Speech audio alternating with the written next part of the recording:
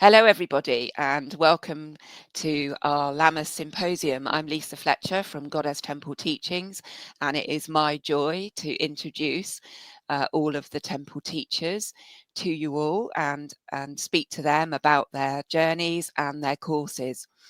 So in the studio today, I have with me Louisa Shorneyn and Priestess Anna-Saqqara, and they are our tutors of the Wild Soul Shamanka course.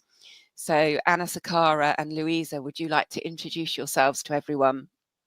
Hi everyone, my name is Priestess Anna-Saqqara and it's a joy to be here to meet you all. Thank you. Hello, I'm Louisa Shorneyn and I work as a shamanic practitioner, and it's lovely to be here and it's lovely to be working with the Goddess Temple. Thank you for inviting me. Thank you both. It's lovely to have you here. So perhaps could you both share a little bit with everyone about your spiritual journey to Goddess or your Shamanka work? Anna-Saqqara, if you'd like to start. Oh, goodness me, where do I start? Where do you start? I think it's a lifelong journey. I've been doing a lot of work on myself, working with the land, working with the spirits of place. And oh goodness me, when did my journey start? I mean, it's always been there. And so the story, you could say, started when I called myself Saqqara, because that sent me on a whole mission to Egypt. And I had to find the temple of Saqqara, because at that time I didn't know it was even a temple.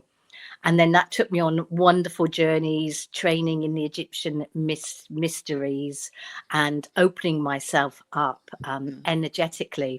Before that, I'd been working with Ivan Macbeth on a druidic shamanistic style course. I've been studying with the peace elders and supporting them on their journeys to England and doing a lot of shamanic style work. Going to Egypt, it enabled me to reconnect with a past life and start the healing journey, because I do think that all shamanic work, all priestess work is all about healing the wounds of the past. And there's a lovely terminology in shamanism called hollow boning, and I'm just really realizing that we have to be that hollow bone. So when I was living in Glastonbury, I started working with the Goddess Temple, with the Goddess Conference, and doing loads of dance and performance work, creating dances for the seasonal festivals. And Kathy would keep sending me along priestesses to make what I was doing and presenting a more sort of Celtic Avalonian feel. And then I got intrigued. I thought, well, what is this? What is this here that's in this landscape where I found myself living? And that's when I started working with the mysteries of Avalon and really diving into the depths of that. And it was through that I started the priestess training. And I dedicated as a priestess of Avalon in 2012. And that was a really deep and powerful journey. And I had to drop out of my first year of that training because so much stuff was coming up. And through dropping out, I found Sally Pullinger's course, her deep soul work.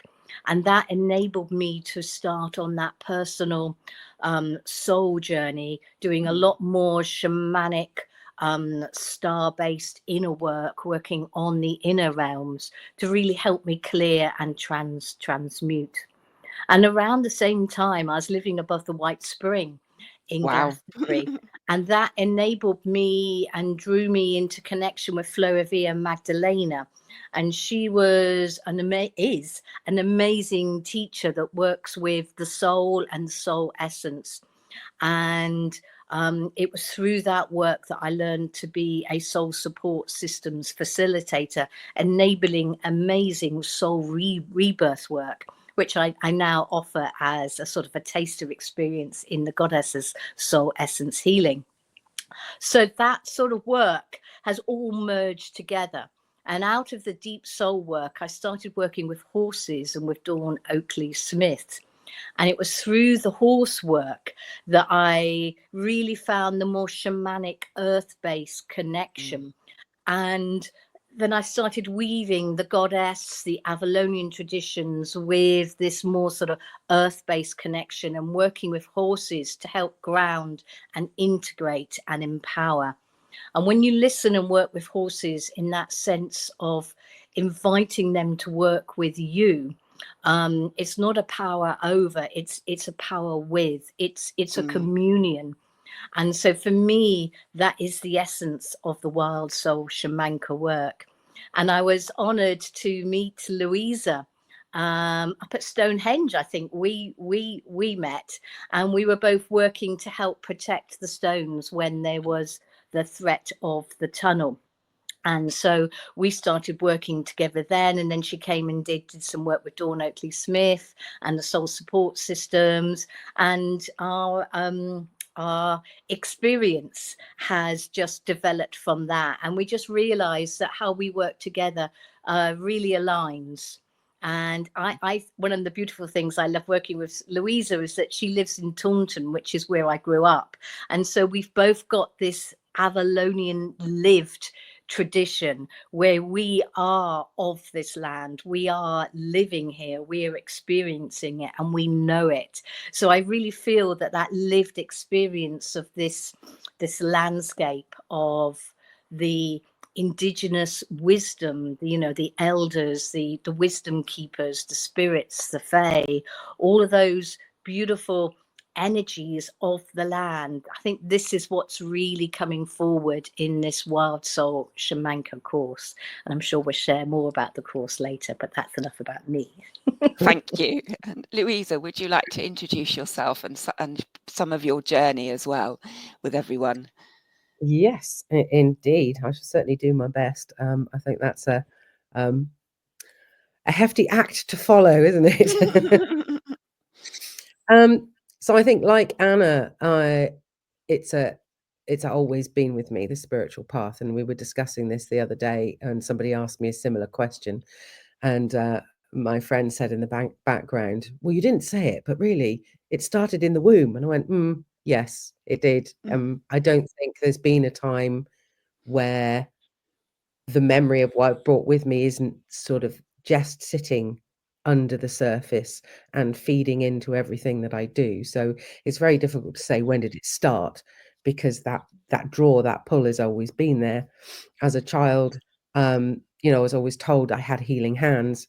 So that's something I've always naturally been drawn to, whether that's working with the land and the plant beings, or whether that's working with creature beings or family and friends and other human beings. So I think, as much as I might have spent a lot of time resisting it over my life, it's a pull that was never going to be avoided ultimately.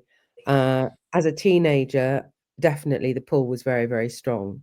And I used to spend a lot of time in Glastonbury, although I live in Somerset. I grew up in Cornwall, but so Glastonbury's always had its pull, and all of those ancient sites, so the Avebury and the Kennet Longbarrow and Wayland Smithy, and they used to be an annual pilgrimage on my birthday. That's what we would do for my birthday. We would have this day trip out. So it's just been this natural, organic sort of growth, I suppose, over time. I started to sort of technically train, I would say. The first thing that I really did was actually based in Glastonbury, with somebody who called herself Tara at the time. I'm not sure what she's doing now. I learned a phenomenal amount in that 5-day intensive, what they called master's class. I also learned in that the power of walking your talk and not just talking your talk, and that there is a lot out there of, yes, there's some very useful information, but they can be by people that aren't embodying it, and that can be very you know, you can still gain a lot out of it, but that really living what you're offering is very important to me. I think that's part of the authenticity and the integrity of it, really. And I think that's why I like working with Anna as well, and with Dawn. There is an integrity and an authenticity. It doesn't matter what our differences are or how our approaches are subtly different. There is something about the lived aspect of what we do. We live and breathe what we teach and what we offer, and how we relate to the world outside of us. So there's this authenticity. There's always been a real strong connection to the land for me and working with animals. But I predominantly started my path as the teacher and as the healer, training with a clairvoyance and the mediumship, and bringing in that spirit channel that way. And then it's become more earth-based as I have taken my own path. I think, as you pick up skills, you then start to see how they actually resonate with you, and then the path has become much more animistic, and therefore going down the shamanic road. I trained with Krista McKennan. She was also my hypnotherapy teacher. So I just started to find a world that resonated more and fit more with me.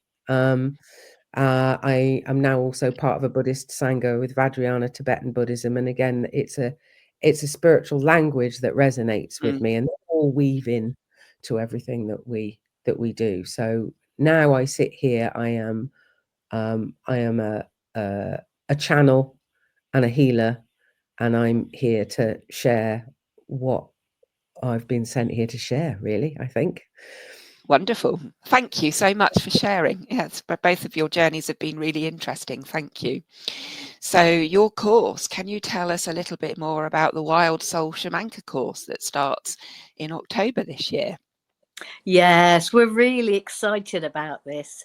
I was trying to find a vessel to bring forward the style of work that I do, and it's sort of like it's broken beyond the normal bounds of a priestess training, because it's much more shamanic in its earthiness. It's much more of the land, of the space, and of the mysteries of Avalon. But I don't really like titles. It's like, how do you describe something?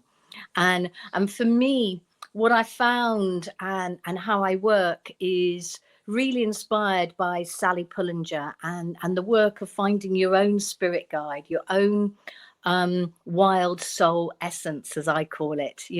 That essence of you, of your guides, of your guardians, of the beings that are here to work with you and help you.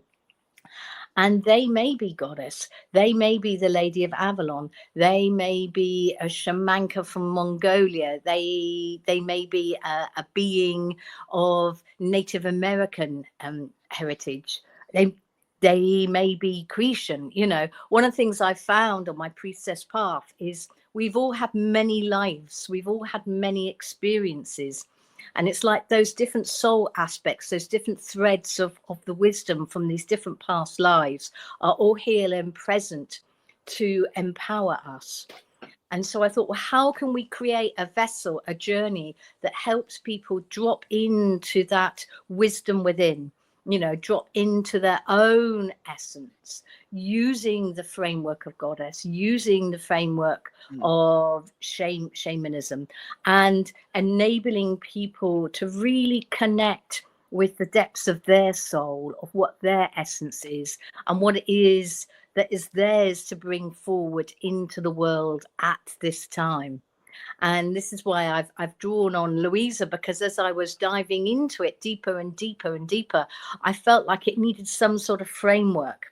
And I thought bringing in the aspects of core shamanism will give people the skills and the basic foundations so that they can travel between the worlds, so that they can experience meeting and connecting in that more sort of earthy shamanic way. And there will be plenty of sort of priestess style things, plenty of the Avalonian mysteries, plenty of working with the mystery of Avalon, you know. And for me, I've really found that Dear Mother has come through. So the Lady of Aspect in Lady of Avalon, in her aspect of the ancient Dear Mother. And also the chrome organs are very, very strong, and they're always present in any work that I do. And I think they're going to be showing up because they bring this more wild, ancient wisdom of the land. So that's a little snippet of the overall. Maybe Louisa can talk about some of the core shamanistic style things. Thank you. Yeah, well, there's not really much more for me to add. I think that the basic premise is, as Anna has stated, there is a framework that gives you something to weave around. You know, it's very difficult to weave any cloth if you don't have a loom. So you can think of it in that way, that there is a frame, just a very loose framework that allows you to lean into that. To contextualize things, because I think when we're just free floating out there picking up information, it can be very difficult to relate to it if we can't relate it to something, if you see what I mean. Yeah. So it gives us a good basis to start from. But again, I work very well, I would say loosely, in that, again, as Anna has said, it's important that people find their own way. You know, I have my way of looking at things, and I have been taught certain ways, but that's not the way it absolutely is. I work a lot with teaching the medicine wheel, and as we go around the world, there's lots of different attributes that are given to the different 4 directions and to the different elements and to where you place them. But ultimately, the former itself, the wheel itself, is that framework that sits everything in it. And if we can allow ourselves to come in fresh and allow ourselves to be free in what we draw forward, but can apply it to a framework that gives it sense, then that's the sort of the way it works best in my mind. So part of the things that I bring in is I do use a lot of ritual tools as well. So there are certain base items that we use to anchor in the energy, that we use for creating a safe environment and a safe space spiritually for working in. So things like having your own medicine bundle, there is the journeying fringe, there's certain garb that you wear as well that you don't have to all the time. I've got mine up there in the corner. It comes out ceremonially sometimes, but certainly when there's some healing work I'm doing, different attributes of the armor, if you like, come out because they are protective. And certainly for me, when I'm working with spirits, sometimes as they come in, we have to make sure that the right ones are coming in. So there's all sorts of mechanisms for setting up this kind of protection. And I want to make sure that everyone who comes to the course is sort of set up with this basic toolkit, if you like, of how to make sure that that is in place, and then how to empower it more themselves, or to work with it to make it more their own as they go on. I sort of think that's the main extra to add in. Wonderful. Thank you. Thank you both. It's been really lovely to talk to you. So just before we finish, when does your course start? So the first weekend is October the 18th, 19th and 20th. And then it will be held within a 9-month container. So I think the last weekend is in June. And so the idea is hopefully people come for 7 weekends during those 9 months, and we'll have beautiful, deep connections on the land, walking out, being in Glastonbury, as well as going further afield to Avebury and West Kennet, and really exploring the ancient landscape and our connection to it. There's also an option for people who want to work more online or living further away. that they can have a blended learning option. So they come at the beginning, at the end, and hopefully in the middle as well. And then they can join us via Zoom for some of the blended learning options. And so this will hopefully provide a container for people living further away who want to connect to Avalon, who want to learn the way of their wild soul, you know. And it does seem like there's a lot of information coming up from the, I don't know how to call the indigenous elders of these lands. It's very much a lost tradition. And it really feels like during this course, we're going to be weaving everyone's experience, everyone's knowledge, and knowing how people from different stages on their journeys, when it all comes from the soul, everyone will get exactly what it is they need, and they will travel to the depth that their soul is ready to receive. So that's why it's really open for more experienced practitioners or people new to the path. Everyone will dive as deep as their soul is ready to go. And there'll be a lot of self-work, a lot of internal journeying, and we'll meet via Zoom in between times as well. So we're setting up the container to support people on their journeys. Wonderful. Thank you so much, Priestess Anna-Saqqara and Louisa, for joining me here with the Lammas Symposium. It's been wonderful to talk to you and find out a little bit more about your journey and the course as well, the Wild Soul Shamanka, starting in October 2025. And if you'd like to find out more information about the course, you can access the information via Goddess Temple Teachings at www.goddesstempleteachings.co.uk. And I'm sure that both Anna and Louisa would be happy to answer any questions if you have them. So you can find that information on the website, and there is a button there that you can click to contact them directly. And thank you again, both of you. It's been lovely to talk to you. Thank you. Be. Bless you. Bye-bye. Bye. Bye.